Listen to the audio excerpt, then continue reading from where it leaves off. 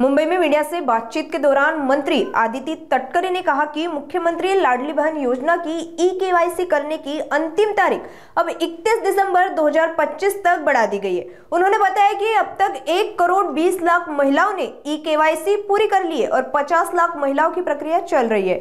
बाढ़ जैसी परिस्थितियों में दस्तावेज खो जाने और विधवा महिलाओं की मांग को देखते हुए यह समय सीमा बढ़ाई गई है। ई-केवाईसी से योजना सरल और स्पष्ट हुई है और इस अवधि में दस्तावेज आंगनवाड़ी सेविकाओं को देकर या वेबसाइट पर प्रक्रिया पूरी की जा सकती है। आइए सुनते हैं आगे और क्या कुछ कहना है तटकरे का।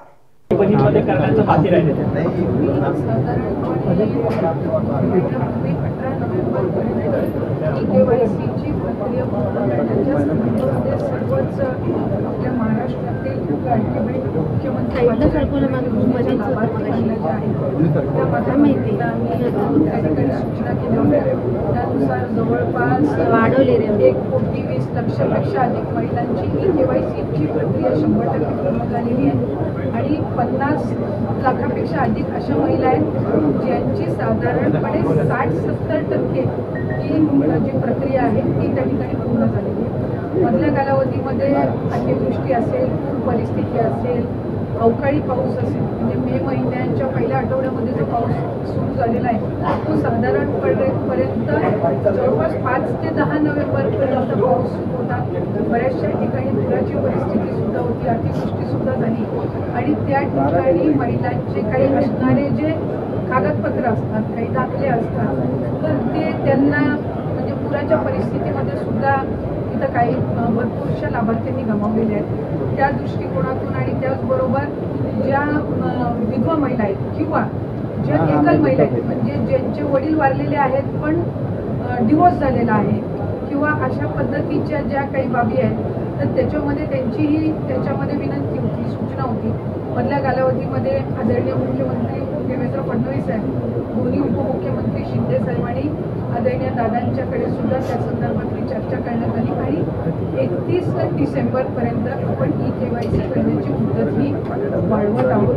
म्हणजे जेणेकरून ज्या काही जी अतिवृष्टी झाली, पूर परिस्थिती झाली तिथल्याही महिलांना ई-केवायसीसाठी त्या ठिकाणी अधिकची मुदतीतून त्यांना ई-केवायसीची प्रक्रिया पूर्ण करता येईल। या व्यतिरिक्त ज्यांचे पतीचं निधन झालेलं आहे, वडिलांचंही निधन झालेलं आहे, अशांकडे जे सर्टिफिकेट नाही आहेत म्हणजे अशांकडे त्यांचे जे डॉक्युमेंट्स नाही आहेत, त्यांचं डेथ सर्टिफिकेट असेल किंवा डिवोर्सचे न्यायालयांच्या जी काही डिवोर्सचे सर्टिफिकेट्स असतात म्हणजे कोर्टचे जे डॉक्युमेंट्स असतात ते त्यांना अपलोड करण्याच्या दृष्टिकोनातून किंवा एखाद्या गावामध्ये एखादी एकल महिला असेल किंवा एखादी विधवा असेल, तिच्या पतीचंही निधन झालं आणि वडिलांचंही निधन झालेलं आहे, अशा महिलेनी लाभार्थ्यांनी जर ते डेथ सर्टिफिकेट किंवा ते डॉक्युमेंट्स जर तिथल्या अंगणवाडी सेविकेकडे उपलब्ध करून दिले तर ती त्याची जी सर्टिफिकेट आहे ते CDPOकडे देऊन त्या संदर्भातली सगळी प्रक्रिया पूर्ण करून घेऊ शकते।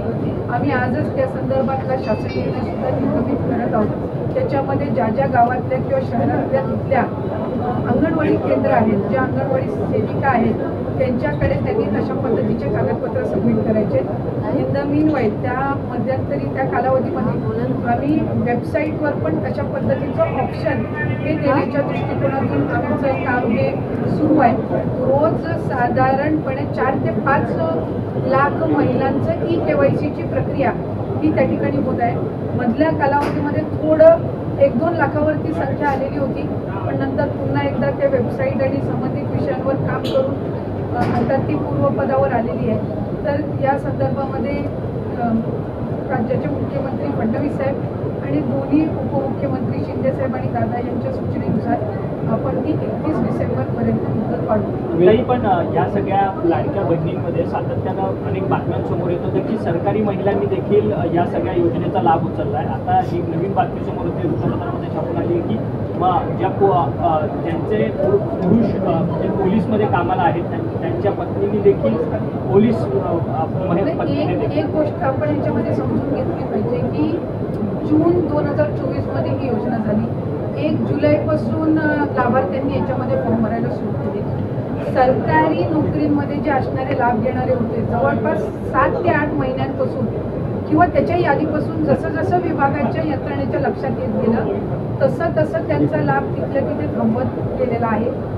6-8 महिन्यानंतर ज्यांचं निदर्शनास आलेलं आहे त्यांच्या पगारातून ती ट्रेजरीमध्ये म्हणजे सरकारी तिजोरीमध्ये परत घेण्याची प्रक्रिया सुद्धा जवळपास 6-8 महिन्यापासून त्या ठिकाणी सुरू आहे. आणि ज्यांना नवीन सरकारी नोकरी लागते, जशी पोलीस भरती जशी होते किंवा सरकारी नोकरी जशी लागते तसं ते डॉक्युमेंट त्या विभागाकडे देतात की आता मी या योजनेमध्ये पात्र नाही आहे. तर त्या पद्धतीने आपण ते अपडेट करत असतो.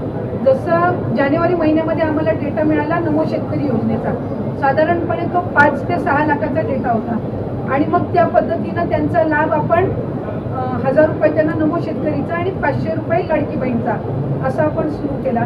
तसंच सेवार्थाचं ज्या वेळेला आम्हाला 2500चा डेटा मिळाला आपण त्यांचा लाभ तिथल्या तिथंच फेब्रुवारी महिन्यातच आपण बंद करून टाकला. काही वेळेला असं होतं की प्रसारमाध्यमांकडे किंवा पत्रकार म्हणजे वर्तमानपत्रांकडे 2-2, 3-3 महिन्यानंतरचे केसेस सुद्धा समोर येत आहेत आणि मग ते नव्याने आत्ताच झालेत. अशा पद्धतीची त्या ठिकाणी एक म्हणजे संभ्रम निर्माण होत आहे. आम्हाला ज्या वेळेला सरकारी जिथं नोकरी लागलेली असेल किंवा काय ते जसं त्यांच्या याच्यावर अपडेट होतात त्यावेळेसपासूनच आपण त्यांचा लाभ देण्याची प्रक्रिया बंद करत असतो. जो 12,000, 12,500 पुरुषांच्या संदर्भात पण होता तिथं काही अशा केसेस आहेत जिथं घरामध्ये महिलेची अकाउंटच नव्हती आणि त्यावेळेला त्यांनी पुरुषांच्या याच्यावर सुरू केलेलं होतं. नंतर स्वतःची स्वतंत्र अकाउंट आल्यानंतर त्यांनी ते अकाउंट बदलण्याचा सुद्धा प्रयत्न केला. आता त्या सगळ्या याच्यामध्ये ही KYCची प्रक्रिया ही अतिशय उपयुक्त ठरणार आहे की याच्यामधनं लाभार्थी जे जेन्युइन आहेत ते 31 डिसेंबरपर्यंत एकदा KYC झालं की मग याच्यामध्ये अशा पद्धतीच्या कुठल्याही घटना ज्या 6-8 महिन्यापूर्वी झाल्या त्या होणार नाही. आणि जे पुरुष लाभार्थ्यांनी काही ठिकाणी जिथे लाभ घेतलेला आहे तिथेही आम्ही व्हेरीफाय केली. ज्या वेळेला लक्षात आलं त्यावेळेला त्याच वेळेला तिथं त्यांचा लाभ वितरणाची प्रक्रिया ही थांबवण्यात आलेली आहे आणि ज्यांची नाही तर त्यांना दंड आकारण्याच्या संदर्भातली सुद्धा किंवा त्यांच्याकडनं ती जी रक्कम आहे ती पुन्हा एकदा वसूल करण्याच्या संदर्भामध्ये सुद्धा जो प्रस्ताव आहे तो विभागाच्या वतीने शासनापर्यंत जाणार. पण ही ज्या सरकारी कर्मचाऱ्यांच्या लाभ ती रक्कम काही जमा झाली का किंवा त्याचा काही अंदाज दाखला आहे?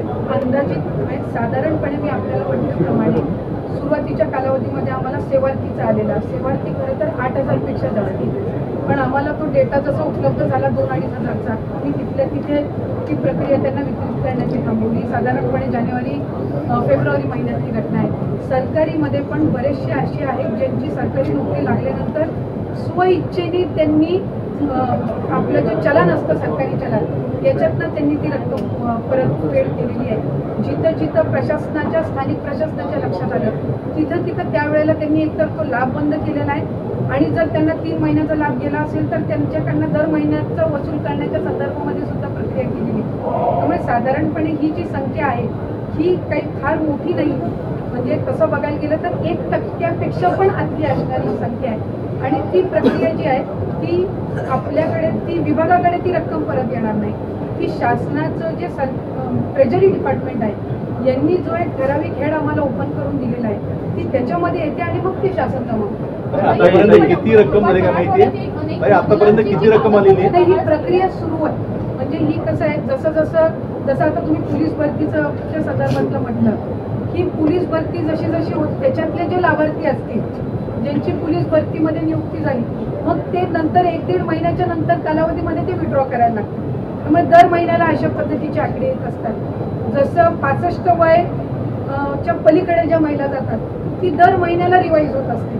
म्हणजे जसं ते 65 वर्षाच्या पुढे जातात तसं ते अपडेट होत जातं.